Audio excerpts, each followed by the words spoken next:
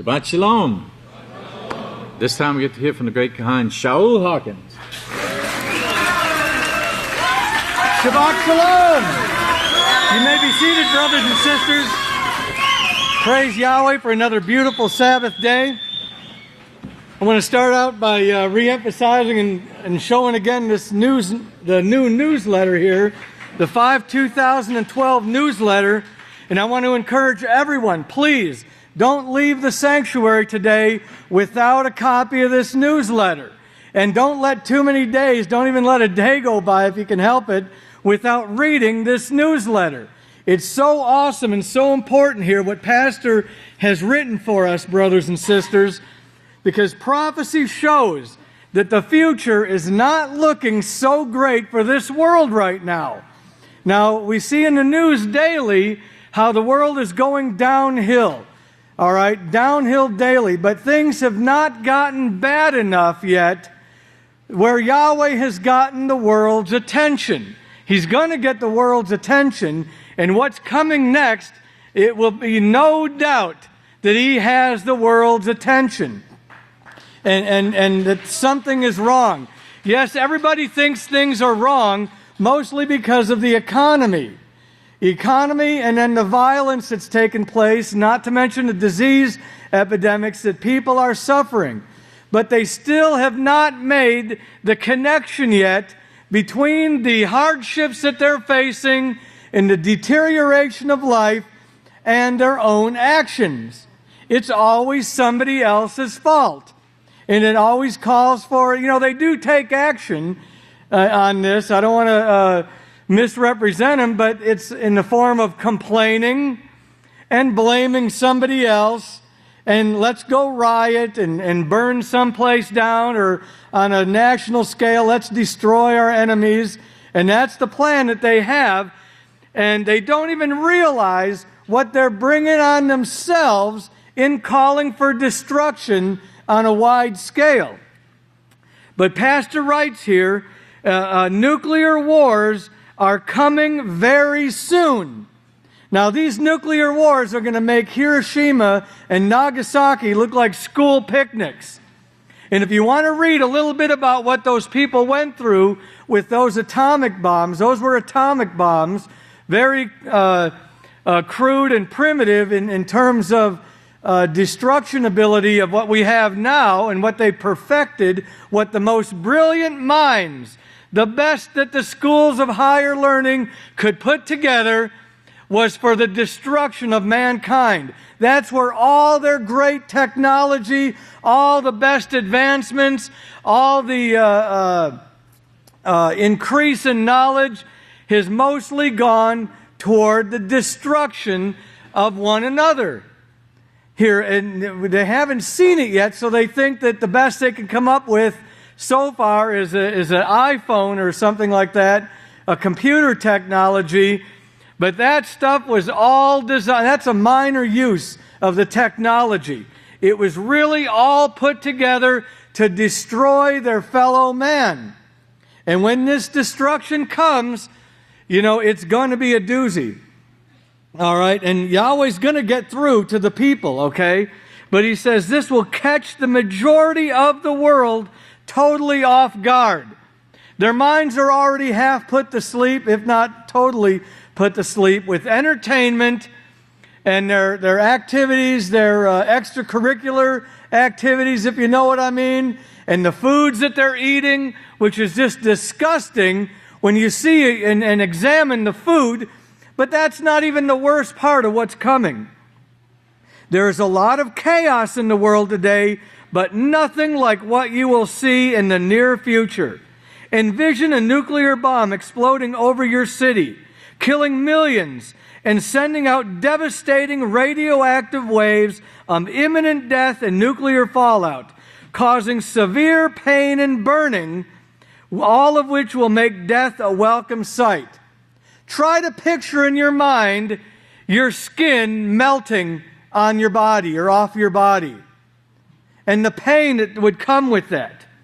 Now, along with this devastation, because you may think, well, I escaped. I'm still alive. Everything's fine. All utilities that we have come so dependent upon will shut down. This means no electricity, running water, transportation, communication, etc. Yes, your computer, television, phone, and vehicle will all stop working. Most people cannot stand the thought of, or don't even like thinking about, living without these conveniences and services. They wouldn't even call it life, if they had to be without these things. Things that, as Pastor has taught us, were not even commonplace less than 100 years ago. They didn't even have it, and they made it just fine. Now, all of a sudden, they're going to die if they don't have these things. And like Pastor said, we ought to start practicing doing with less and thinking of what it's going to be like living without, because these are going away. They're going away because these nuclear wars are promised. Even worse, most people have not and are not prepared for it. Yet this is our bleak future. Now, that people in the world think, well, you can prepare for it with digging underground bunkers and all these sorts of things and food supply, and not that we don't need food supply. I'm not trying to get your mind off of that. But that is not the key to surviving nuclear war. All right? And there's a lot of people thinking they're going to make it, and they're going to find out they're not, including the U.S. government. One thing I want to read on this, the nuclear weapon effects. Nuclear detonations are the most devastating of the weapons of mass destruction. A nuclear detonation creates a severe environment, including blast, thermal pulse, which is heat, vast amounts of heat, neutrons, X and gamma rays. Have you been hit by any neutrons or gamma rays or X rays lately? So we don't even know what it's like. When Yahshua said this is going to, and Daniel also, the worst time of trouble, nobody's been there and come back to tell us what it's like. All you need to do is this or that and you'll make it. So they're all in these preparations that they think that through their physical means they can survive this and come out on top. As a matter of fact, that's their plan, because nuclear war is not going to be an accident. All right, this is part of their long-term plan for world domination and taking and stealing and keeping and using and continuing to get rich off, they think, all of the world's resources. And they do it by these nuclear weapons. They're going to hide down below in a room and come out and take over again, and everything's going to be great. The only thing is they're about to get caught up in their own lies. All right, we'll see in a few minutes here what it takes to truly prepare, but it takes more than just this physical stuff. Radiation, electromagnetic pulse, ionization of the upper atmosphere, and none of this the world has ever seen. Now, they can predict or try to predict with their scientific models what they think is going to take place and how much they can survive, but they are in for a big surprise. Let me read this one part here. The effects of nuclear weapons. This is on page 2 here of the newsletter. Pacemakers, for example, may stop working because of the hit from the electromagnetic pulse. What that is enormous induced electrical currents. Now, we know the radio waves are in the air and they reach your phone. That's how your cell phones work, your radios, televisions, and things like this through the airwaves. Now, imagine huge amounts of electricity pulsing through the air. This is the induced electrical currents. It's coming through the airwaves, but it's going to hit everything metal, are generated in wires, antennas, metal objects like missiles, airplanes, and building frames. All right, so this is electricity coming through the air. This is the hit from EMP, pacemakers. All right, it will be quite something to see people in a 1,000-mile radius of the epicenter of the blast or further. 1,000 miles. You think you're going to be safe 1,000 miles away? No way. who are using pacemakers suddenly drop dead, and all the computers permanently go down, and all the lights go out all at the same time. Now that includes Walmart. You won't be able to make that last-minute trip to Walmart or Lowe's or wherever, because everything is sold through the computers. All right? So everything's going down. The gas stations, everything. And commercial and private aircraft will drop out of the sky. Imagine that. Since their sensitive electronics and fly-by-wire systems are not very well shielded from the EMP, these planes will not be available for evacuation purposes, nor will they be available to drop food, water, morphine, and cyanide. Yes, they're going to want painkillers and then something to end it all of which will be in great demand throughout the area. Home plumbing systems and most other plumbing systems are great examples of large metallic structures. Now, not the PVC, but the black pipe or the metal pipe will suddenly become electrified, destroying the motors, gauges, and electronics which are attached to the plumbing systems. More and more pumping equipment is computer-controlled nowadays. Embedded controllers are becoming prevalent, but as they do, the potential damage from electromagnetic pulse increases dramatically. Train tracks will also carry the charge, as well telephone wiring. All these things will have a nearly simultaneous surge of energy sent through them, igniting gas containers such as fuel storage tanks, propane tanks, and so on. Whatever doesn't blow up will at least stop working. This is what the world is facing, brethren. This is what is before us. And this is so important, this information and how it ties in with the Savior's predictions here. Remember Matthew 24. Because although he didn't go into detail, this is what occurs when just in the part about kingdom rising against kingdom. You think it's a bunch of people standing in a field, hitting each other with swords. But think of the history of the kingdoms. Think of the 12 tribes and the school of higher learning, and everything that they developed is going to be used in this kingdom against kingdom. And they call us a doomsday cult. All right? It's so hilarious. They're the ones that are bringing the doom. And the House of Yahweh is the only ones showing that there is salvation and protection from these curses that they brought.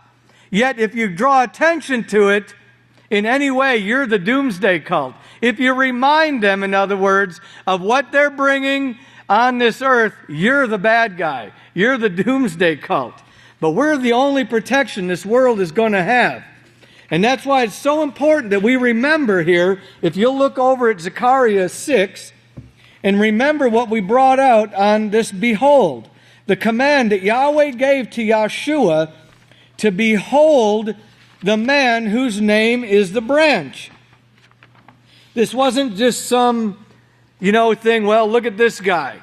No, this comes down to our very survival through this most difficult time, the most terrible time of trouble on earth, and not just our survival, because that's all the world is thinking, well, if we can only survive it.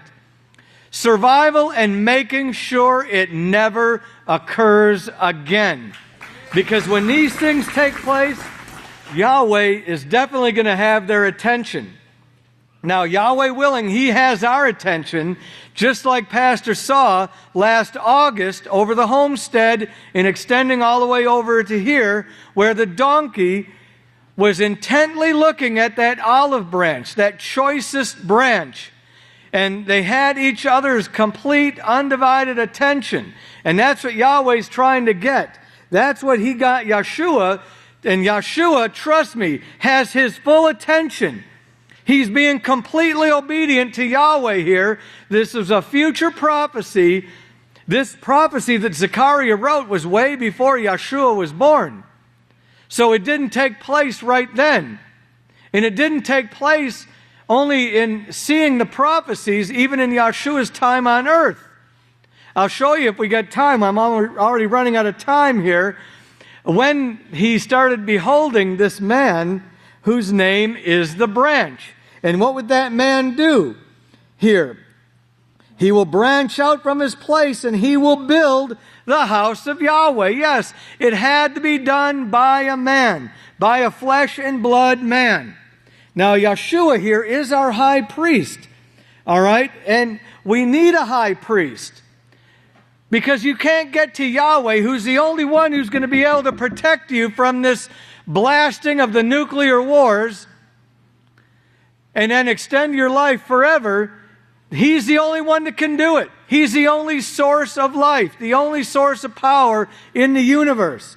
And you can only get to him through a high priest.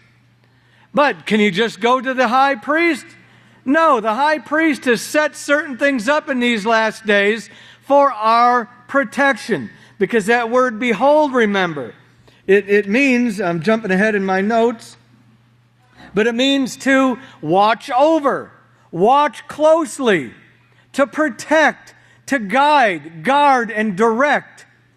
And that's exactly what he's doing. This building of the house of Yahweh was 100% at the direction of Yeshua Messiah, who was given that job in that word behold. And he's doing his job. So if you want to part with Yeshua, you must have part with this last day's work and be joined, tethered to that olive branch. All right?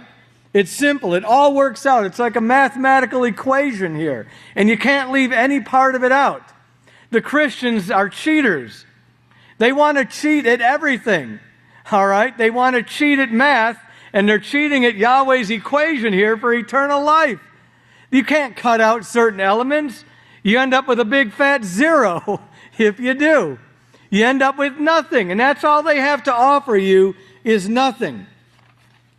You know, on page 6 here, we'll jump ahead to page 6, because Yeshua talked about these last days and how before this, that the iniquity would cause the love of many to grow cold. The iniquity, the doing away with Yahweh's laws. And he warned against deception here. From page 6 to page 7. He warned against deception, false teachings coming from the religions in the last generation. He said, the only prophesied true Savior is saying to you that deception is going to be Satan's number one tool to keep you from following his teachings and receiving the protection of Yahweh. Because if you are cut off from Yahweh in this time period, neither you nor your loved ones will have protection from what is coming upon all the earth. This world and its religions that teach iniquity, which destroys love. Yes, they throw that word love around, but then they destroy it. And cause wars will not show you how to get Yahweh's protection. The only thing they can show you is how to die or how to be crying out that death would come upon you. So you've got to be protected from this deception. Now, there's different levels of deception. The Catholic Church will tell you flat out, just don't keep Yahweh's laws. Take Yahweh's name out of the books, out of the song books, and don't keep the Sabbath day. Don't even attempt to get the day right. Go for the next day, first day, and so on. Now, there's other deception that says, well, we keep the laws of Yahweh.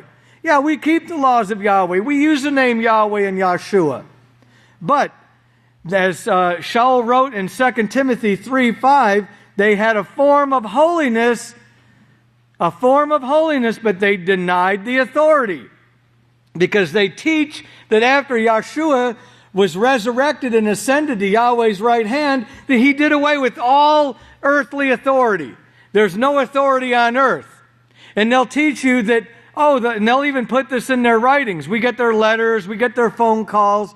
Oh, the only one sent is Yeshua. He's the only one sent. All right? They'll actually write this, not realizing the bind that they put themselves in. Because they're preaching that Yeshua is the only one sent.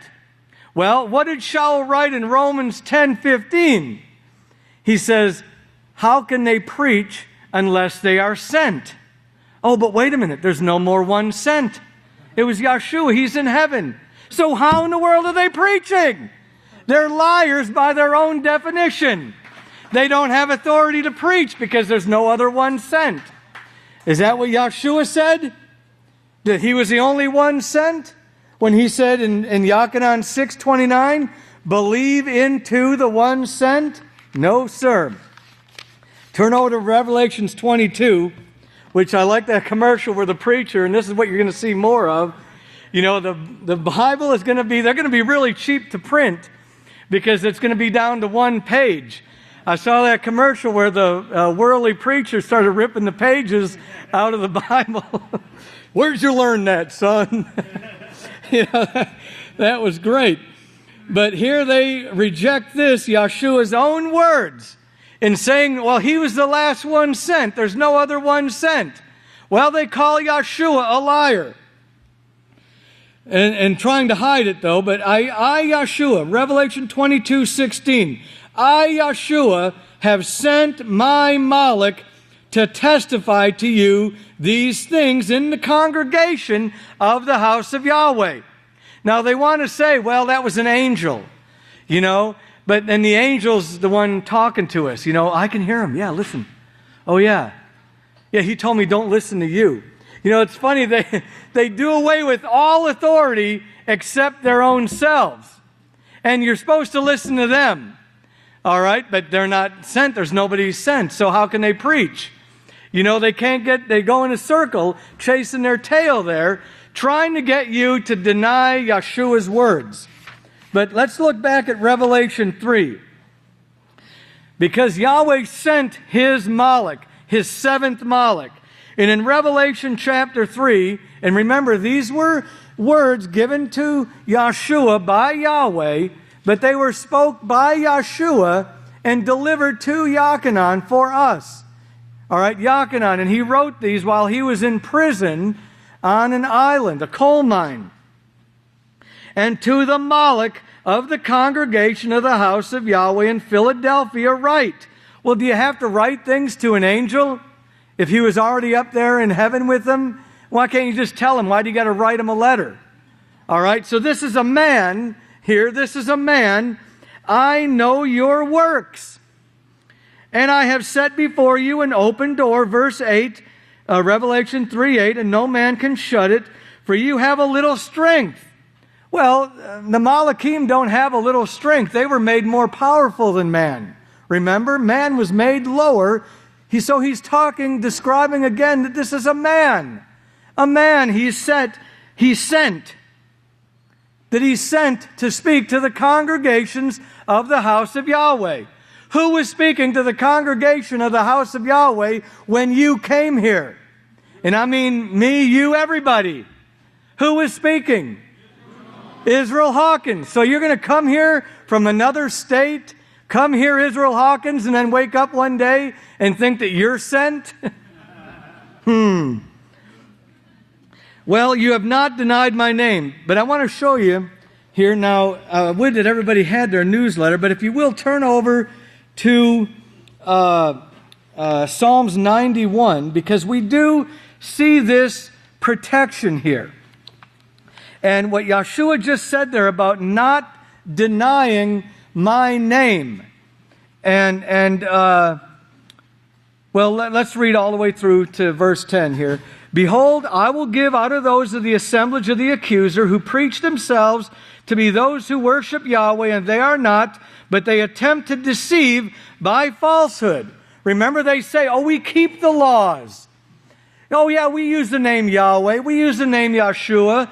Yes, we're the true work. Well, the house of Yahweh is at a place. So where is the place? The house of Yahweh has a Malach over it teaching. If it's not Israel Hawkins, who is it? Well, none of them can agree, these ones in verse 9. Behold, I will appoint them, this is their future, for the purpose of worshiping in the presence of your footstool, and they will understand that I loved you. that Yeshua and Yahweh loved Israel. They will understand it finally. And remember that point. And now look at verse 10. Because you have kept the word, the laws of my patience, long suffering, and it's going to protect you. I will keep you. I will keep you. There's your only protection from nuclear war, brethren. That's the only way you can prepare for nuclear war, is if you get in the state where Yahweh will keep you or protect you from that hour of temptation which will come upon all the world to test, to prove their way, the final test of what their way brings. Now on page 16, Pastor writes here, and this is clear as day, there's no mistaking this, underlined even, the only way you can prepare for these nuclear wars is by repenting of sin. So, Pastor is writing the very same message he was given by the one who sent him, who is the high priest, who was commanded in prophecy by Yahweh to behold the man whose name is the branch. He's fulfilling all of that in this very letter right here. So your sins will be, is by repenting of sin and converting away from sin, so your sins will be blotted out. This will get you back in contact with Yahweh, because sin cuts one off from Yahweh. All right, and the only way you can be tied and have a part with Yeshua so that high priest can deal with you is to be a part of Genesis 49:11. Allow yourself to become tethered to that choicest branch.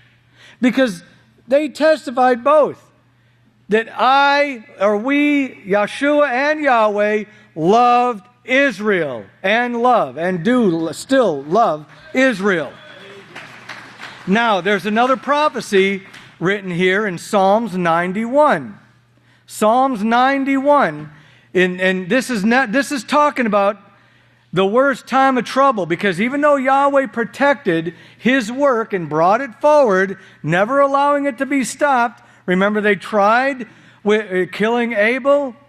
Remember, they tried to stop the work even with the very first one, killing Abel. Then they tried with Moshe. Remember, killing all the baby boys, and Yeshua, and then Hitler with the Holocaust. Satan inspiring Hitler, and getting the geographic locations a little bit off there, because he was hidden out in the desert. And just like Yahweh sent Yeshua, his parents, to hide him from the coming destruction, He did protect His work. But this psalm here is talking about a time that no one has ever seen before. No one except Yahweh foreseeing it and then prophesying about it. And that's how Yeshua knows about it, because He was no fool. He believed every prophecy, and He obeyed the prophesied commands. But it talks about 1,000 will fall at your side and 10,000 at your right hand, but it will not come near you. Now, yes, thousands have fallen, but has it ever occurred where it didn't come near the person and they survived it? Like this, and only with your eyes you will look and see the reward of the wicked. This is not anything that's occurred in history here. This is coming. We're going to see it. We really need to read, again, all of Psalms 91 and get those sermons when Pastor went in detail through it. And anyway, in verse 14, now remember what we read in Revelation 3:9. Yahweh says, because you have set your love upon me, I will deliver you. Now, you set your love on Yahweh by setting your love on the things or people that Yahweh says He loves. You see that, how that ties together? You've got to set your love. And Yahweh loves His laws, and He loves His house, And Revelation 3:9 just showed us that He loves His servant Israel. So if we don't develop that love and that strict obedience, and love is not just a word, it's not a feeling, love is an action. Love is a strict obedience. Remember, the donkey is not tied or chained. Maybe he'd be stolen today if he wasn't chained to that branch. If that was possible, because everything that's not chained up is stolen. You can watch people drive by these days, and if you've got metal siding on your house, they'll start eyeballing it, from a distance. But it's not tied. Love is not a chain. Love is a willing devotion, a willing desire to please their owner, as Isaiah 1 says. The donkey knows their owner's crib, remember. And a willing desire to do everything we're taught in the house of Yahweh. That's how we set our love on Yahweh, and then we love the things that Yahweh and Yeshua love. And that's how we're going to make it through this nuclear war and beyond, with a job that is just out of this world, brethren. Out of this world. Remember, the universe is our next assignment. Praise Yahweh. Well, that's all time I have this morning. If everyone will please stand. We'll now turn the services over to the great Kahan, Zephaniah Hawkins. Shalom, everyone. Please be seated. May the peace of Yahweh be with each and every one of you. What day of the Omer is it? 21. Yes, 21. Now, we have two stories, a little bit different today than the usual war and havoc that's going on. But this is about, we're going to start with a story about Medicaid fraud. I forget whether it's Medicaid or Medicare. But it's $60 billion a year. And it's actually a couple of years old, this story. It's from 60 Minutes. It was kind of a short notice. But it talks about how they're stealing $60 billion. It's like the #1 crime in the United States. And what's interesting about this is really the government's involvement in it. You get the #1 crime in the whole United States, and the only way this can possibly be done is through the government. And it's the thing to keep in mind with all of these problems that you're seeing is that they're the result of solutions. The solution that they might have had 20 years ago for something is now resulting in a $60 to $100 billion problem today, and that's the way all of their solutions are. And the solution they come up with this will cause an even bigger problem. And then they're going to have a story about how tax refund fraud, people are applying for other people's tax refunds and they're getting them, and this is becoming a bigger and bigger problem because they're doing it through the computer. And this is another one of these situations where they're creating if the IRS gives someone your refund, how is that your problem? But they're making it your problem. And so and the same thing with the banks. If someone comes in there and pretends to you and takes your money out of the bank, that's now your problem. And you got to think of the implications of that, because that was the purpose that they had banks in the first place, supposedly, was to keep your money safe. And here it's becoming a big risk. So everything is becoming a problem, and everything's becoming a huge problem financially, as well as all of the other issues that we've been dealing with. So let's play the video. Pay close attention. What you are seeing today is fulfilling Bible prophecy.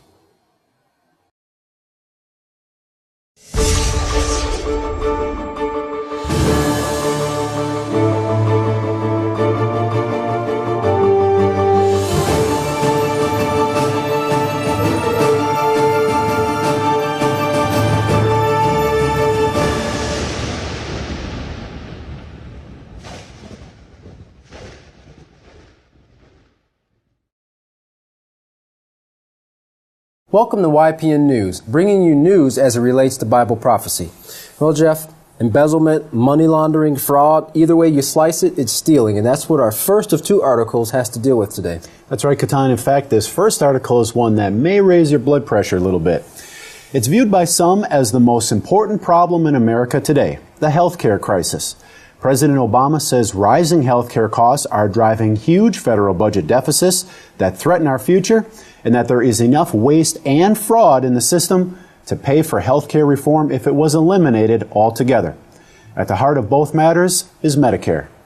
Now, Medicare provides health care to 46 million elderly and disabled Americans as the government's form of insurance. But it also provides a steady income for criminals who are finding new ways each year to steal a portion of the $500 billion that Medicare benefits pay out.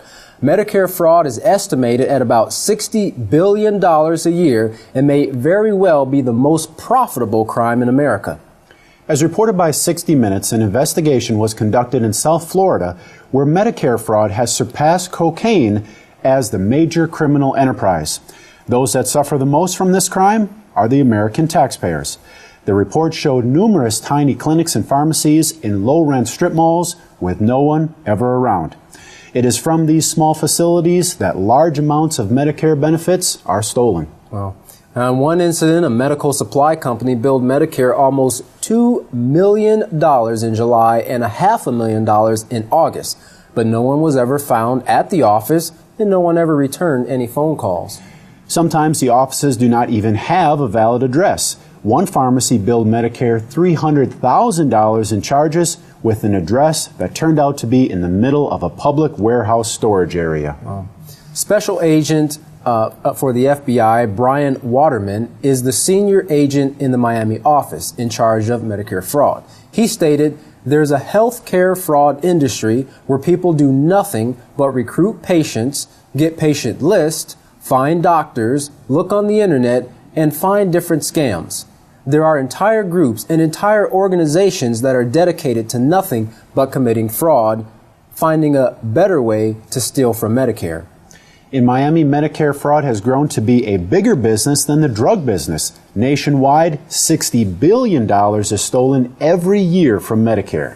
Wow. Well, the taxpayers continue to take a blow, Jeff, as we come to our next article in relation to April 15th, which is, by most accounts, the deadline for filing taxes. Of course, this year we got a couple two extra days. That's right, April 17th.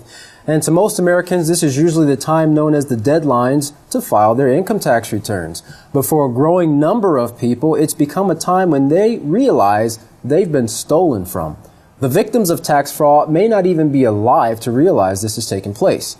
CBS's John Miller interviewed a family who were the victims of tax return fraud. He interviewed this family whose son was a soldier and he was killed in Afghanistan. And when that family went to file his tax returns, they found out that someone had already beat them to it, collecting the $1,400 on a refund that should have gone to his parents. This particular family was just one of many victims of a growing crime wave, tax return fraud. Illegally acquiring Social Security numbers and other personal data from both the dead and the living, and then file a return in their name. This is no small feat either. According to the IRS, tax thieves tried to claim $6.5 billion last year. Now, Ralfredo Ferrar, a federal prosecutor in Florida, said, "We see a lot of former gang members who are now involved in tax return identity theft schemes because it's easier, very lucrative, and, of course, less violent." Electronic filing has made this form of thievery easier to do. The IRS doesn't necessarily cross-check employee records against returns before issuing a refund. Now, even the U.S. Postal Inspector, Tom Boyle, has seen where multiple returns were filed using just one stolen ID. Boyle also said, right now the IRS is so far behind in matching up information, it's months before they realize that the money has been stolen. When asked who are the victims, in this case, Boyle replied, "It's multiple victims. First of all, it's the person whose identity has been compromised. It's also the American taxpayer because they're paying hundreds of millions of dollars in a scam that's not going into the Treasury and, in fact, leaving the Treasury. In effect, a fraud against one taxpayer is a fraud against all taxpayers." Now, the judgment against someone caught filing a fraudulent tax return is 3 to 4 years in prison. Now, you may be asking the question, just how are they stealing this information? Well, for the living, they acquire information from insiders who work at hospitals, clinics, companies, or schools. And those people buy that information in bulk.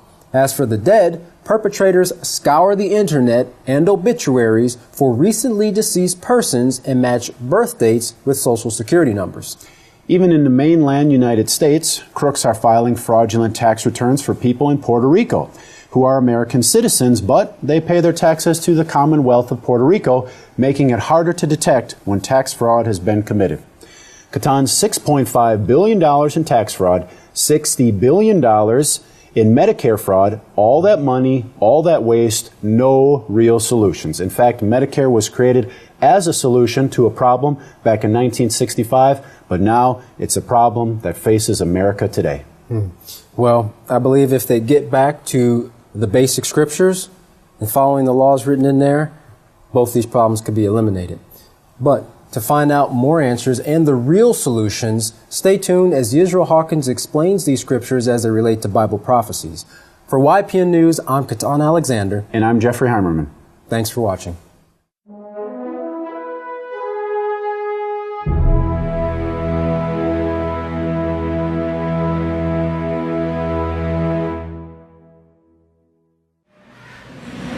Everyone please stand. The greatest teacher in the world, the great Kohan Yisrayl Hawkins! Shalom, everyone. Praise Yahweh. Come on. There you go. You may be seated.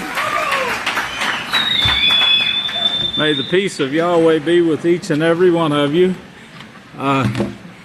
We have, I hope you remember, first off, that the sermons in the last 2 weeks that we brought, the meal today is fabulous, they said. And said, don't forget to tell the people that. Now, what we're seeing right now, it's really getting close, what we're seeing in prophecy and what we're seeing in the world. Their systems are failing. The computer, back in the 70s, I think it was, I wrote the books, The Mark of the Beast. And I showed the number 666 and how it applied to almost everything of Satan, but it applied to the computer. The computer itself figures out to 666. Now, the computers are giving mankind a boost in knowledge. As Daniel said, knowledge will be increased. Now, this will come with your subconscious mind, and of course, as the experts on the subconscious mind say, the studies that's been done, and I brought this out, I do believe, in that same book, The Mark of the Beast, how your subconscious mind has recorded everything since before you were born, every noise and everything, and it deciphers it and files it.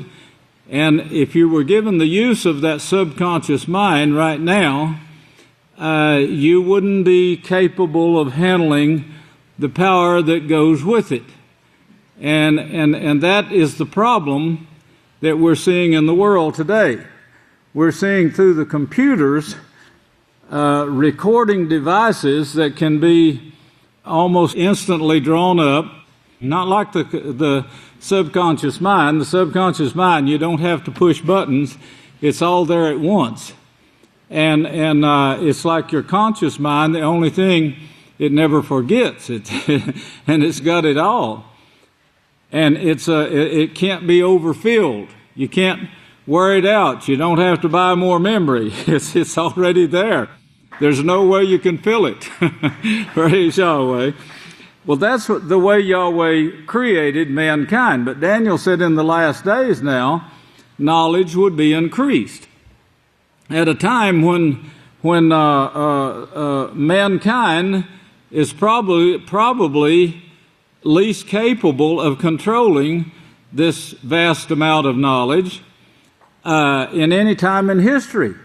At one time, under King Solomon, the people were somewhat capable when they were actually geared to living in peace. They were they were very close to being like Yeshua and Noah, which Yahweh's bringing this out to where you have examples to go by. This is what we've got to get to.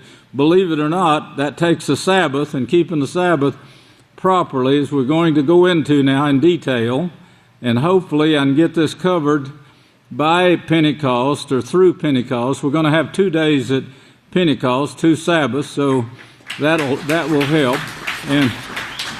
But I'm also expecting to get enough covered that it might be possible, since we are getting messages from heaven now, in abundance, seems like.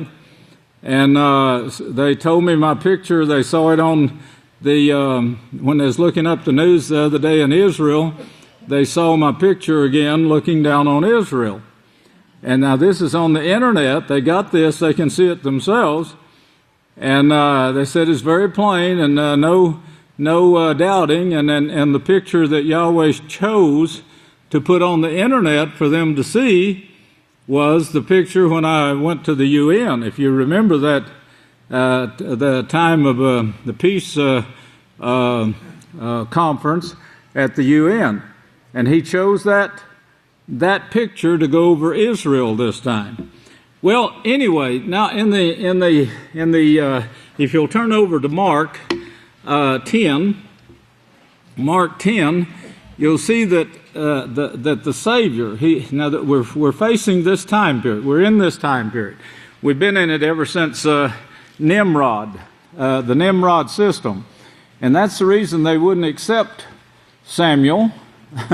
They wouldn't accept the leaders of the children of Israel, because the leaders of the children of Israel, the righteous men of old, the prophets, they taught what the Savior taught. They were teaching a lesson in peace and love and joy, living together in harmony. All of those things is what the word rest means in the Holy Scriptures. And I think that's been hidden. I don't think it was hidden from the Hebrew people that understood Hebrew, but I think it was hidden after the changing of the languages. I think it became hidden somewhat, and then they set up false ways of keeping the Sabbath. As Yekishka said, they greatly polluted my Sabbath. When they changed it, they changed what they went to, what you see here, that the Savior is saying you can't be that way. In chapter 10 of Mark, and verse 42, he said, but Yeshua called them together because they was wondering who was going to be the greatest in the kingdom. And he said to them, you know that those who are recognized as rulers over the heathen, now remember all the falsehood that comes with the word Gentiles here. It's a false word. You're either a believer or you're a non-believer. Non-believers were classified as Goya, Hebrew, which means they're just a non-believer. But they became known as heathen, and then the heathen started calling the people of Yahweh heathen. So here's how they turned the tables and made everyone think that anyone keeping the Sabbath day, for instance, or trying to keep the Sabbath day, which they didn't know how to do, they were known as heathen. If you owned a menorah, which stood for the 7 works of Yahweh, you were classified as a heathen or practicing witchcraft. And this got trillions of people killed, starting with Constantine, actually before, but he was the biggest butcher of them all. But the Savior said the rulers over the heathen exercise rulership. They didn't do that with the believers. The believers were following what Yahweh set up under Moshe, with 613 laws of righteousness that taught love, total love, if you remember, to the lowest slave even. And if you think a slave is low, I think they're the most wonderful people in the universe. The slave is. And to be a slave, the way Yeshua taught you to be a slave, you're going to be the greatest ones of all in Yahweh's kingdom. Now that's quite a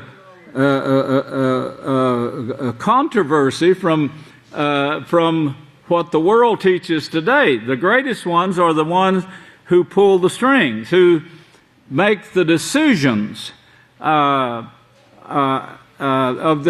tell the Supreme Court, this is what you decide. We have Supreme Courts. Now, you are the court. Here's what you decide. Well, they're not really the Supremes. They're ruled by ones who have more supremacy than they do. The ones that put them in office have the supremacy over the Supremes. And this is what Yeshua was saying here to the people, if you'll just look at what he's saying.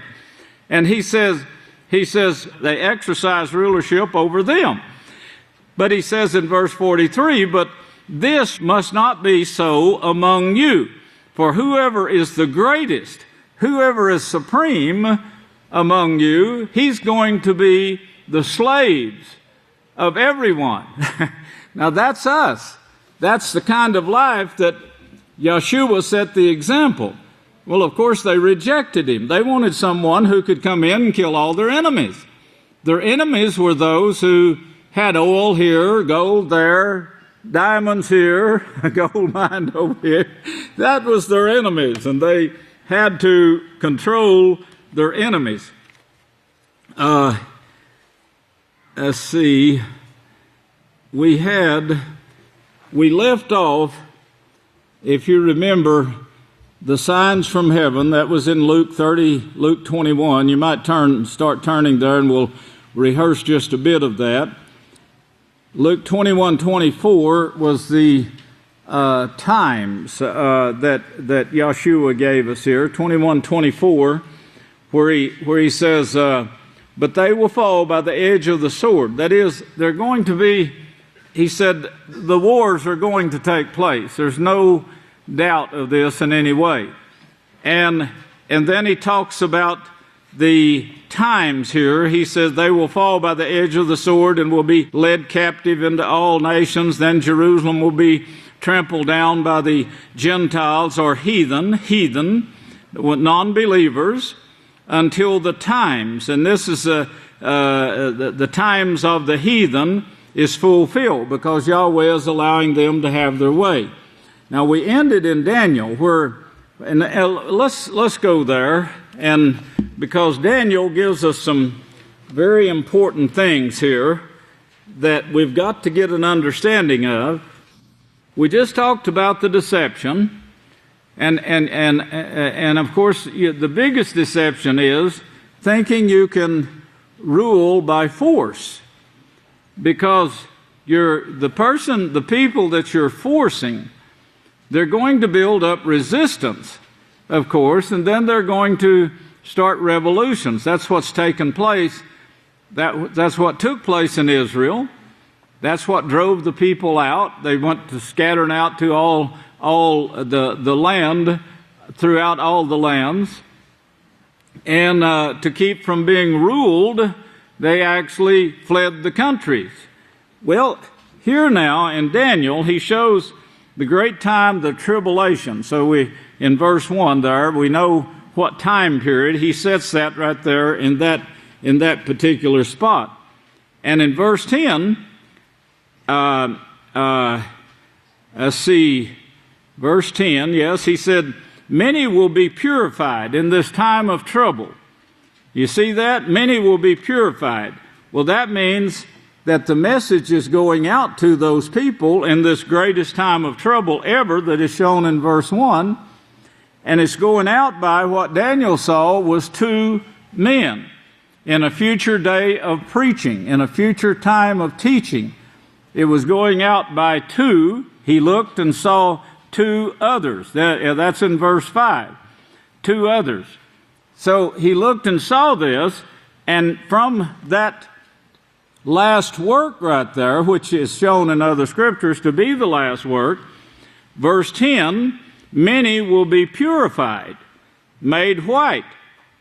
In this times, in verse 7, if you see the word time and times, well, that's what Yeshua was talking about, this great time of war and great time of trouble in Luke 21, where he said, up until this times. Well, that's the times that Yahweh shows it's all going to end with a nuclear device that we're going to have a lot on this during hopefully Pentecost and then that Sabbath. I hope to get up to that part. But if you studied the history, if you know the history, you'll know that the last witness, was born in 1934.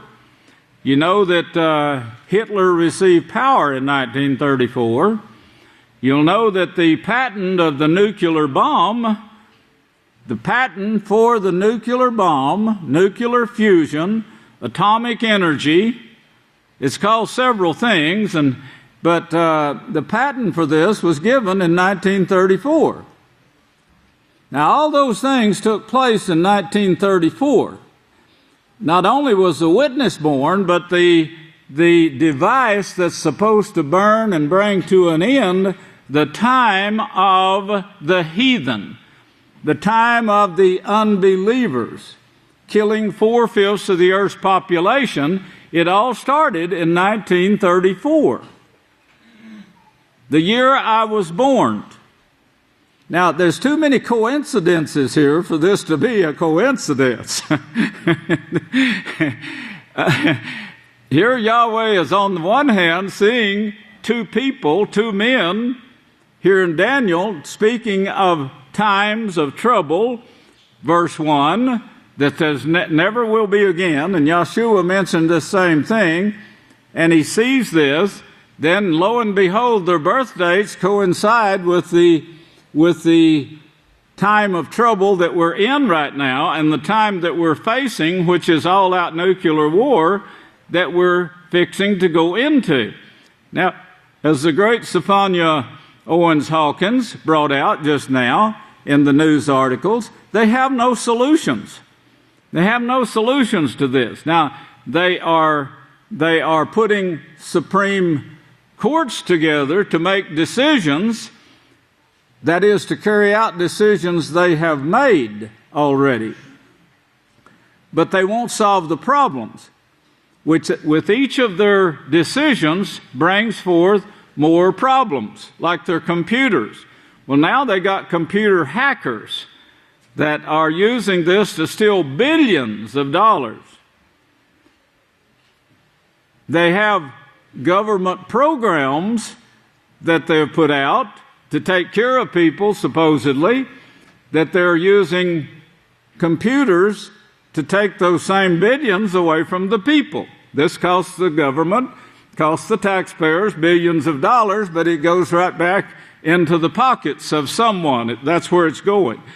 Well, we have the times here which bring this to an end, and a time in verse 10 when many are purified and made white with this last day's work.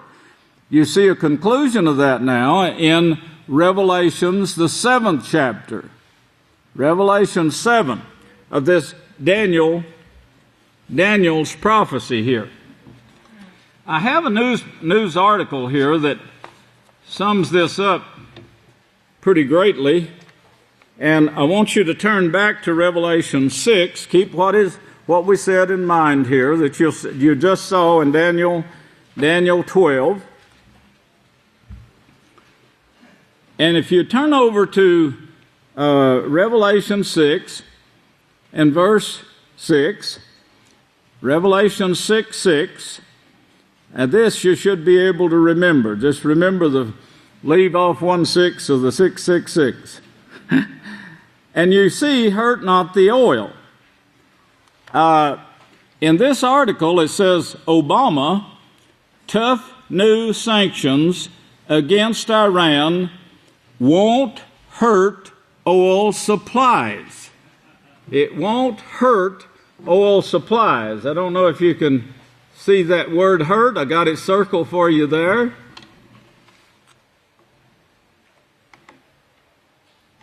You see that? Won't hurt oil supplies.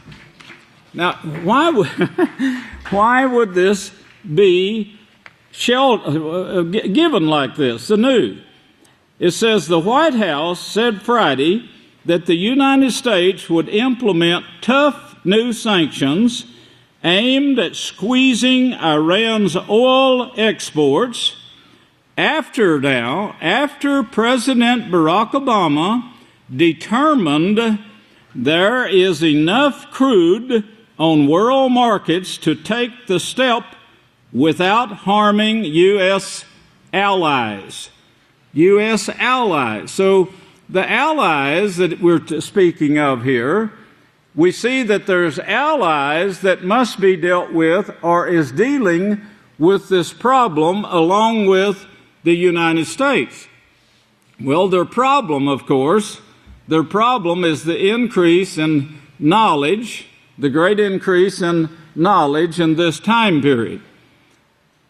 The last 100 years in man's history, when the knowledge was increased, came all of these big problems, including the lust for money, the lust which is a root of all evil, and of course the wars that we had and the agreements that was made during that time period, the agreements to buy oil with the petrodollar,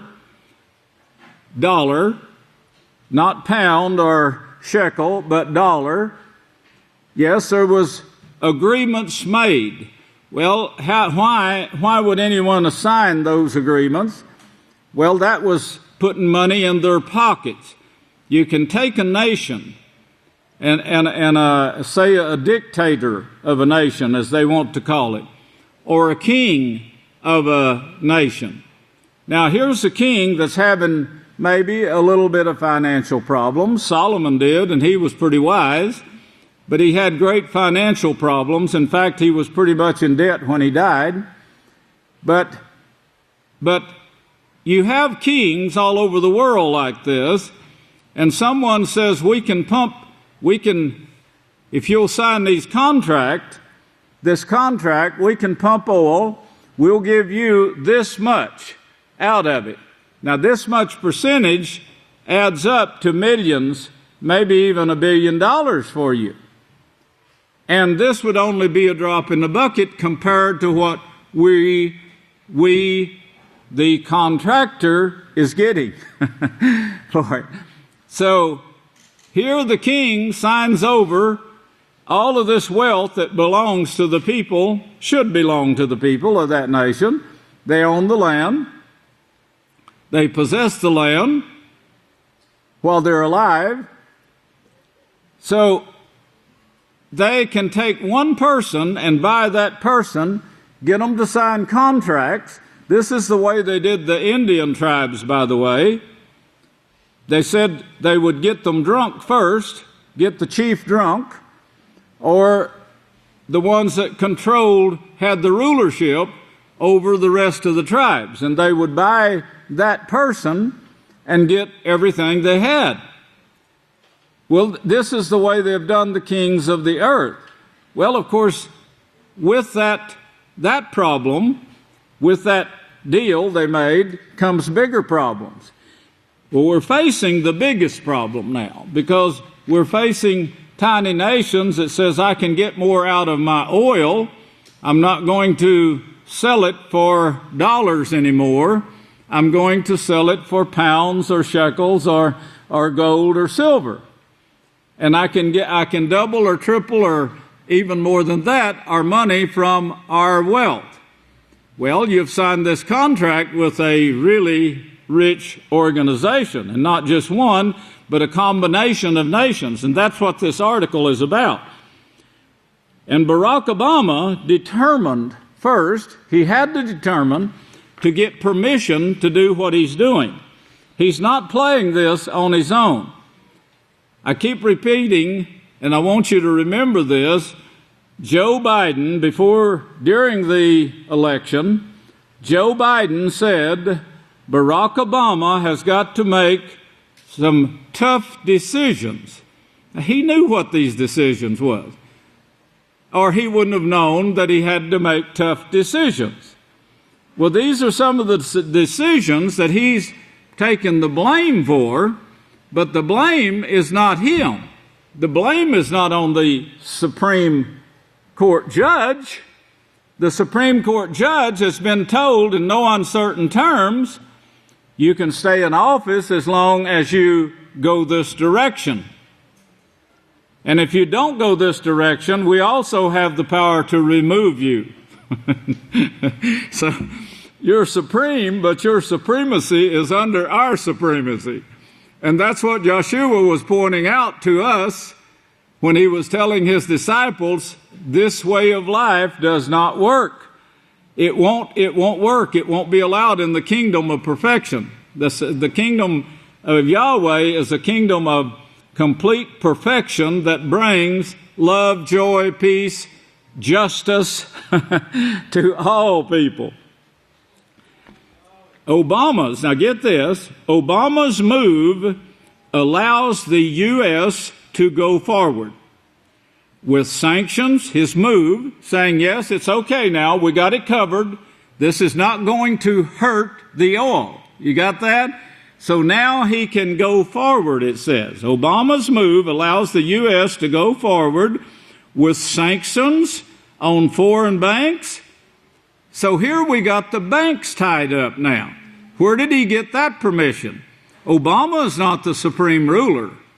Obama is getting his orders, and he's making moves and assuring our allies, as we call them, assuring them, yes, you're going to have your oil and your wine. This is not going to hurt. This move here won't hurt anything. We've got it covered here now, so we're in fine shape. So this allows him to go forward with sanctions on foreign banks that continue to purchase oil from Iran. Foreign banks. So we got the banking system tied up into this. The banking system, have you ever had your account frozen? You write a check and they send it back to you, stamped account frozen. You can't take your money out of the bank. Now there's some smart people out there that says, here's the way out. Let's go back to the silver and gold that Yahweh made. If you have that, they can't freeze it. Yeshua said no, but they can break in your house and steal it. So he said, don't put your trust in that either. Put your trust in Yahweh. And when I say that, praise Yahweh, when I say that, it gets deeper and deeper, because we're a little bitty group of people here, and without the power of Yahweh, brethren, we would have no power, period. And there's no place to run to. Well, the sanctions aim to further isolate Iran's central bank, which processes nearly all of the Islamic Republic's oil purchases from the global economy. U.S. officials hope ratcheting up economic pressure will both push Iran to abandon its disputed nuclear program. I don't think that, from what I can see from the news, I don't think this is what they want to see.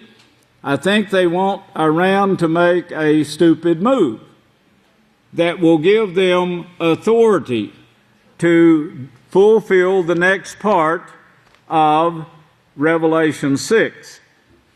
And I think there are also ratchets in the cranking right now that is going to bring about a supposed mistake from Iran. One that, like Mitt Romney said, well, of course this would be evidence and give us the right to go in with nuclear bombs. Well, that's their way of thinking, but that way of thinking doesn't come from Mitt Romney.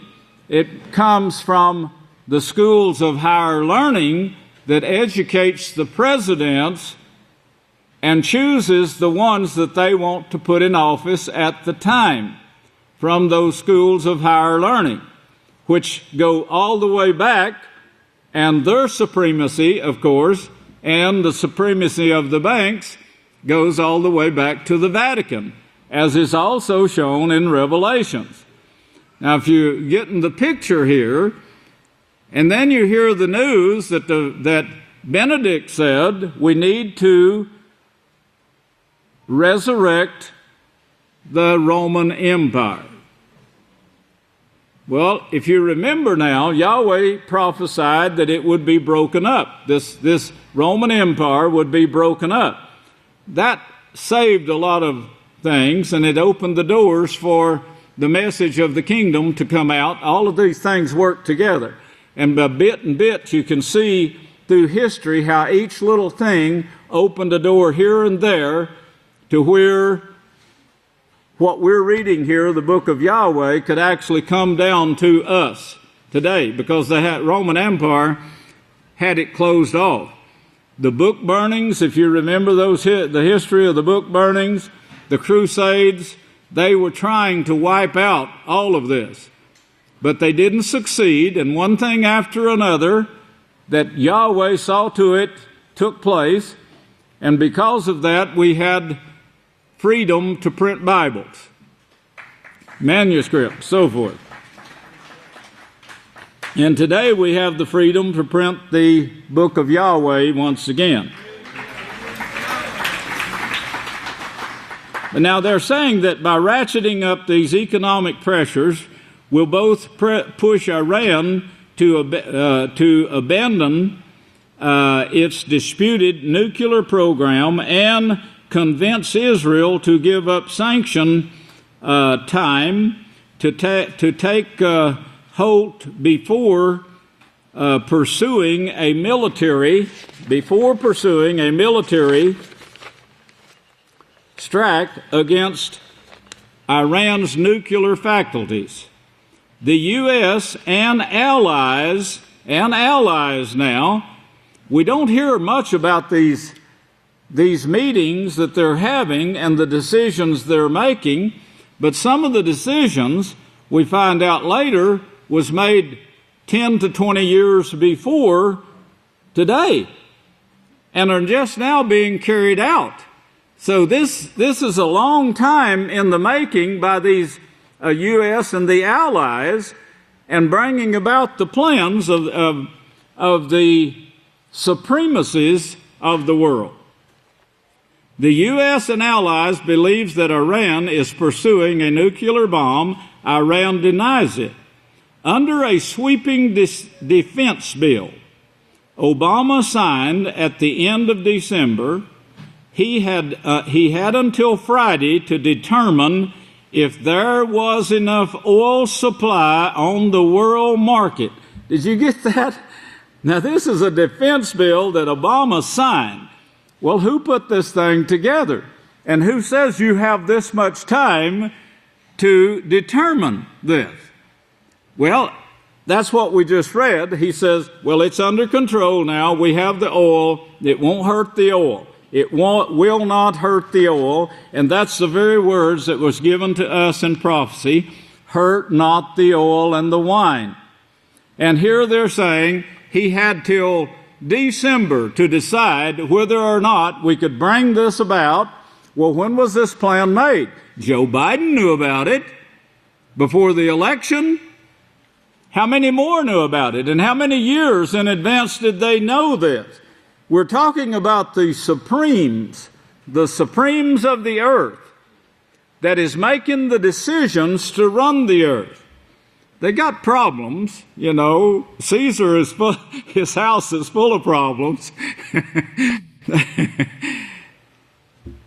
The oil supply to determine, he had until Friday to determine if there was enough oil supply on the world market to allow countries to cut their oil purchases from Iran.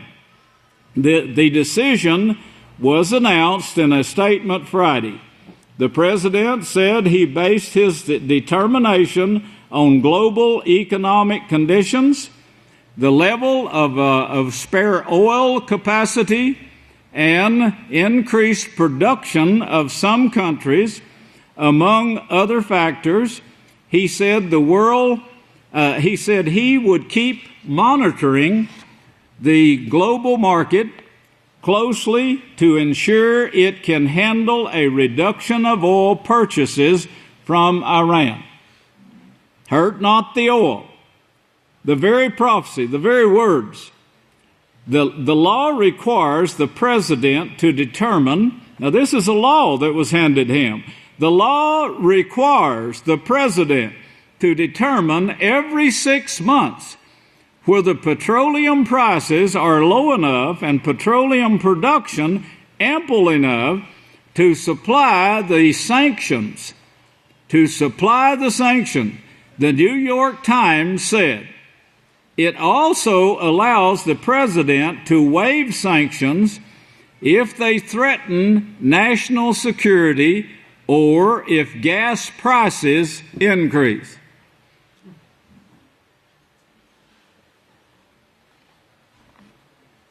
If you can't tie that together with Revelation 6, there's something wrong. U.S. officials have sought assurances that pushing countries to stop buying from Iran would not cause a further spike in prices. That's particularly important for Obama in an election year that has seen an increasing focus on gas prices. The congressionally mandated sanctions target foreign financial institutions that do business with Iran's central bank, barring them from operating in the U.S. by buying or selling Iranian oil. Can't buy or sell. Now, this beast, as Yahweh said, has the power to keep one from buying or selling. And if they do not have this mark of the beast, if they don't fall in line with this, then they can't buy or sell. This is really a stranglehold that the Nimrod system has set up to keep in line or maneuver other nations. Buying or selling Iranian oil. The penalties are to take effect at the end of June. Now get that. The penalties are to take effect at the end of June. Around the same time, Europe's embargo on Iran oil kicks in. The end of June. Now, we could go to war sooner. I'm thinking it's going to be in July because there's too many things showing, popping up the tag with July on it. and of course so many things took place in July that led to August in 1934. June and July, those 2 months. In the nuclear bomb, the creation of the nuclear bomb, I think that Satan, she must have known from what Yeshua said and what Daniel said, she must have figured out that this was going to be the last generation, and that Daniel was talking about the two witnesses, and then this would be the last generation starting in that time period. Now, Yahweh is the one that allowed the knowledge to increase there. And I'll show you this later because it includes physics, it includes the history, it includes the word energy. Everybody remembers that word energy. There's much more, but it includes everything that has to do with us today. But the decision, this was Yahweh's decision to allow this energy the knowledge to increase for this time period to prove that man is not capable. And he wants you to understand this before and believe it, of course, but he's going to prove this to the world, that knowledge without the capability of handling knowledge, it gets out of hand. And of course, that's what we see is taking place now. And Yahshua was saying force is not going to use it. Force is going to cause the destruction. Trying to force people to comply to your will and give you their wealth. You know, these things that are taking place among the nations is based on that particular thing. Take advantage. Get the power over another person. Well, he says the penalties now are to take effect at the end of June. Around the same time, Europe's embargo on Iran oil kicks in. Many of the countries that buy oil from Iran are U.S. allies, including several European nations, Japan, South Korea, and India. In order to provide flexibility to countries friendly to the U.S., the sanctions bill allows the U.S. to grant waivers. Now this, if you're seeing this and getting the picture, is talking about granting, it's allowing the U.S. to do this or that. Think of the power. We think of the U.S. as being strong and independent. United Nations. A united country on its own, that stands on its own, but it's not that way at all. And this is what the New York Times, this article, is saying here. It says, again, in order to provide flexibility to countries friendly to the U.S., the sanctions bill allows the U.S. to grant waivers to nations that significantly reduce their purchases of Iran oil. Even before Friday's decision, the State Department announced that it would grant waivers to 10 European nations, to 10 European Union nations.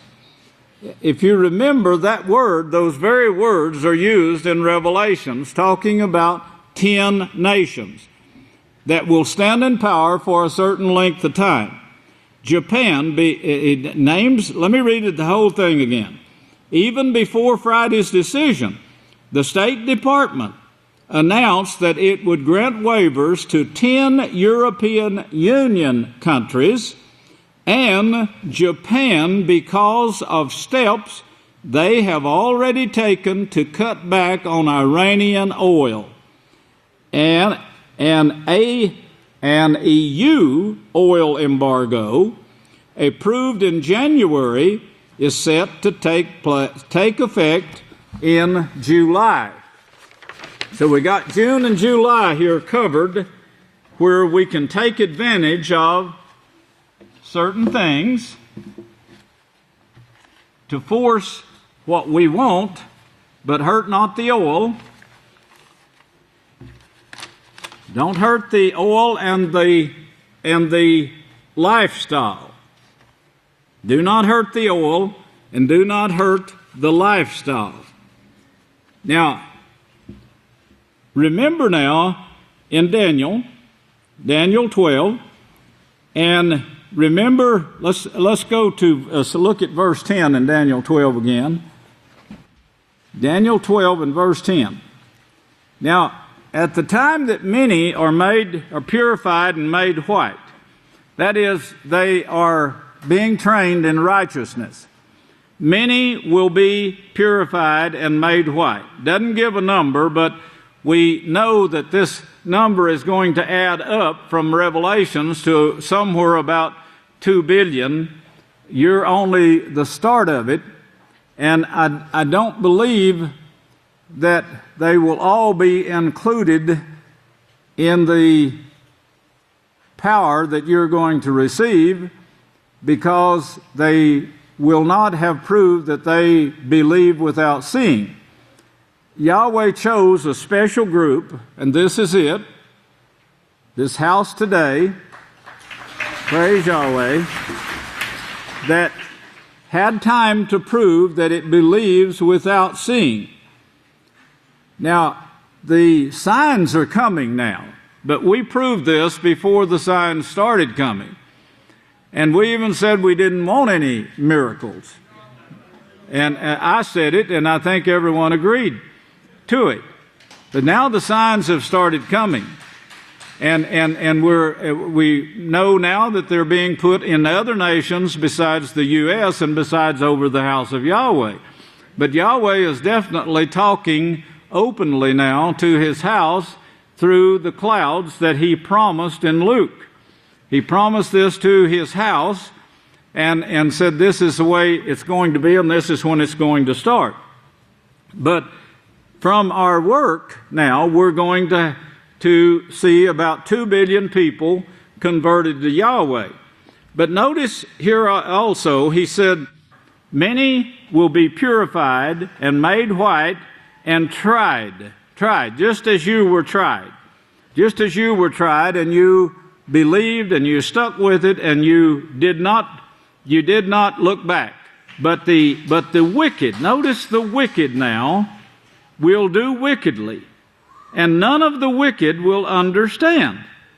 None of the wicked. Now, there's something blocking understanding here, because the understanding is plain, and it's going to get plainer, because I'm going to make the Sabbath so plain this time that you will understand why we have to have a Sabbath day, a meeting with Yahweh every Sabbath. But he says, none of the wicked now will understand, but the wise. The wise will understand. I'm going to take one scripture here. I'm out of time, I know, but let's turn over to Jeremiah, the 9th chapter. Jeremiah 9. Jeremiah 9, and look at verse 23. And keep in mind now that none of the wicked will understand, but the wise will understand. Now there's a way to wisdom, and Yahweh proved that He could open knowledge up at any time He wants to. He did, and He prophesied it. At that time, knowledge will be increased. Well, that time came, and knowledge was increased. And some of the things that was shown, in working with the elements of the world, they didn't create nuclear fusion, They discovered it. And of course, Yahweh gave them the means to discover it. And the first thing they did was build a nuclear device that Yahweh has at His disposal all the time. This nuclear energy, if you could imagine what they have harnessed, is like harnessing the H2O. And it can blow up too. But not the way Yahweh made it. Not the way Yahweh made your drinking water. It can't blow up. Strike a match and it'll put it out. But you can harness this and then put it together after you've killed it in a certain faction, after you've imprisoned it in a certain system, and you can light a fire, a big fire. You can blow up this building with it. H2O. Every welder knows this. If you're not a welder, you don't know what I'm talking about. Well, you would if you had studied physics. You'd know what I was talking about. Well, Yahweh gave them the permission to discover what he had had hidden all this time period. The things that science is finding out about now, I brought you a lot of this, I know 20 or 25 years ago. And I told you how Yahweh created the heavens and the earth, and that is the heavens that involve the earth. Well, now science is beginning to find out a little bit of this. They're just beginning, though. And of course, this nuclear fusion, they uncovered some of Yahweh's energy that he can use, and he only uses it for the benefit of mankind and his coming kingdom. He keeps planets in line. If a planet gets out of line, he takes it back in. But the energy that we're seeing now, that mankind, that is the atmosphere, mankind has really did a lot of damage to the firmament.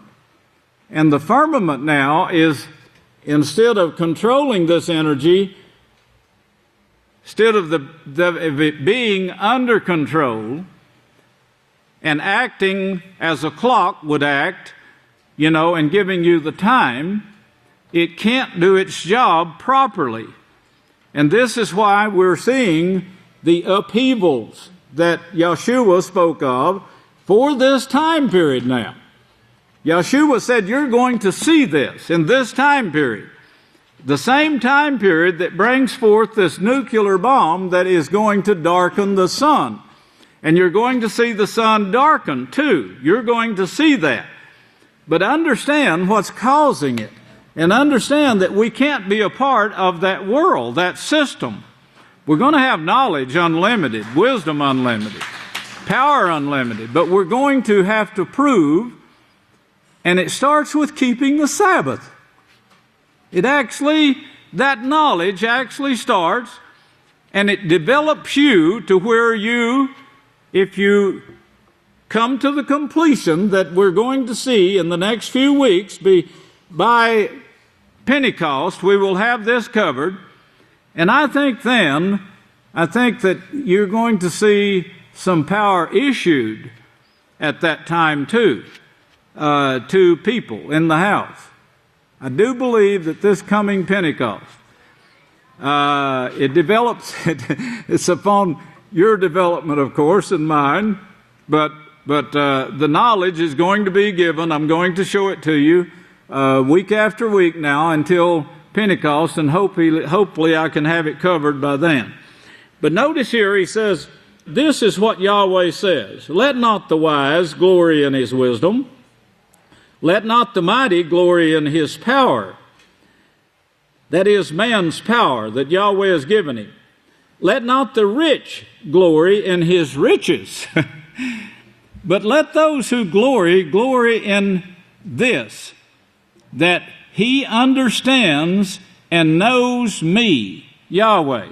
That he understands and knows Yahweh. Now you can see the power of mankind, what he's done with his power, and the computer, the computer is capable of putting together bombs that will destroy the world just by getting a glimpse of what Yahweh created in a day, in 7 days, and uses this same power to create anything he wants to. He has the power, he has that power at his command. It's at his command. It does what he tells it to do. Just like the wind, when Yeshua said, stop blowing, it stopped, and the sea calmed down.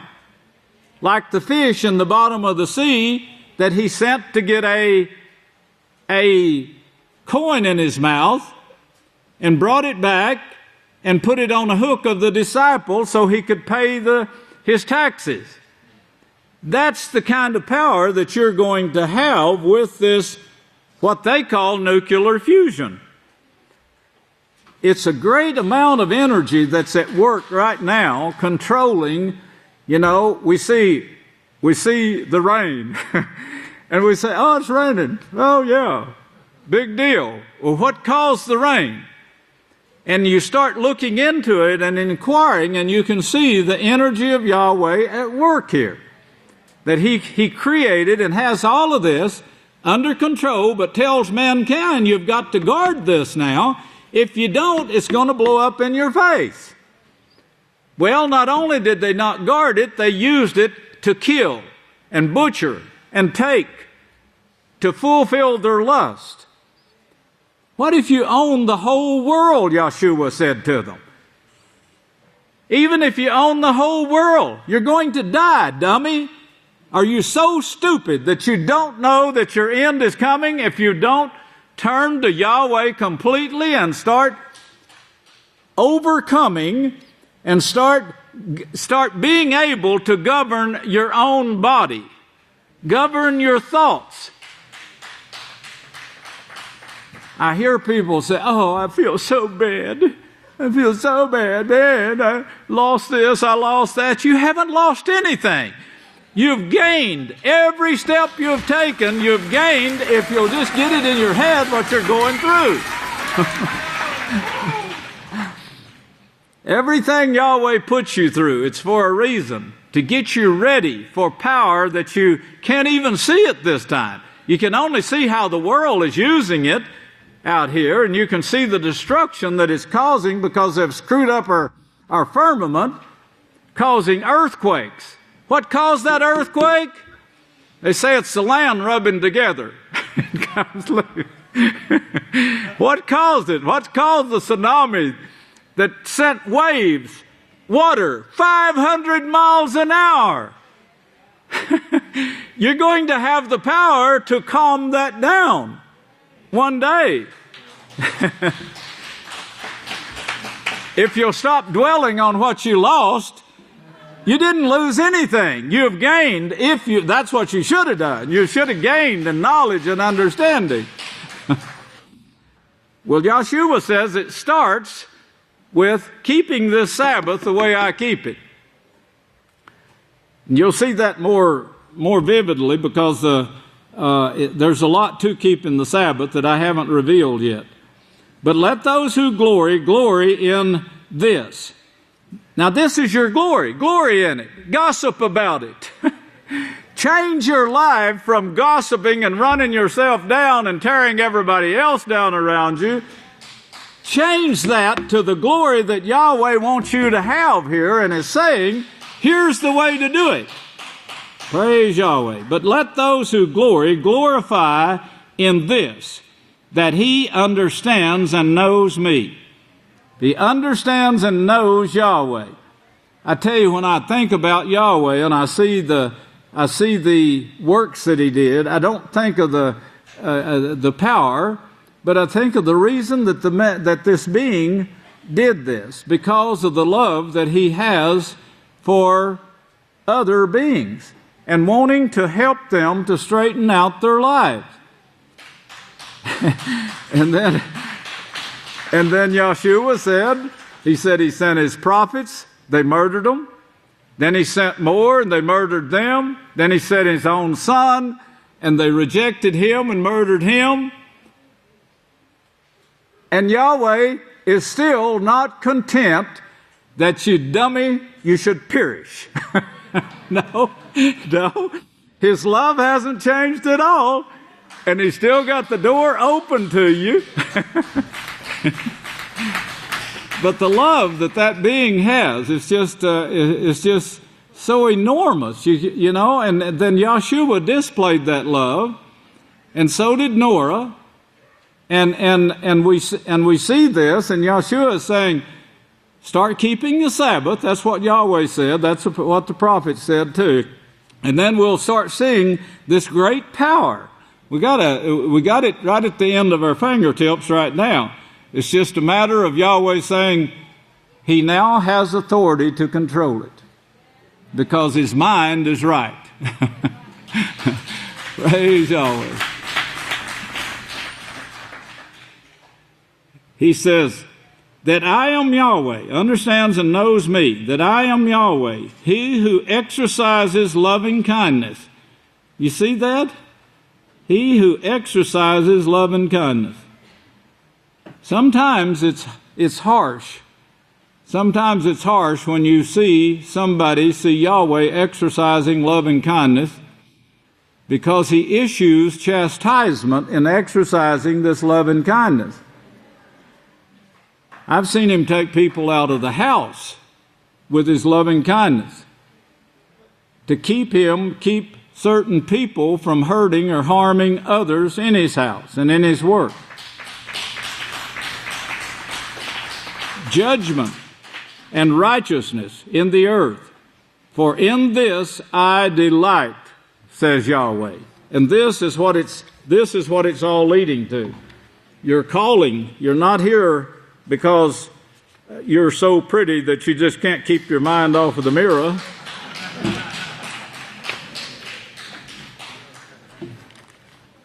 You're here because Yahweh has actually given you, he planned in advance, by the way, because he needs so many people. He needs a certain amount of people, and he's going to have those people, and he's given you the chance to be one of them, the opportunity to be one of those people.